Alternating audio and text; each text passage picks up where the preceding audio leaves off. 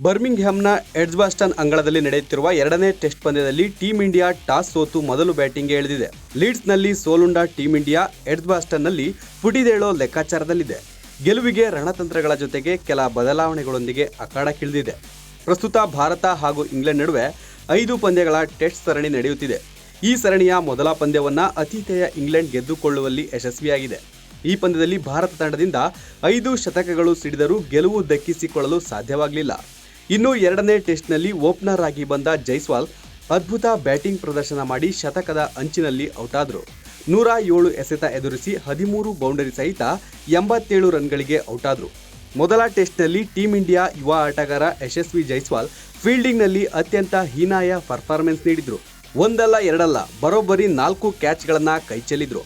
4ರ ಪೈಕಿ 2 catch ಹಿಡಿದಿದ್ರು team ಇಂಡಿಯಾಗೆ ಗೆಲ್ಲೋ chance ತುಂಬಾ ಇತ್ತು. ಜೈಸ್ವಾಲ್ ಇಂಗ್ಲೆಂಡ್ ಪಾಲಿಗೆ ದಾನಶೂರ ಕರ್ಣನಾಗಿದ್ರು.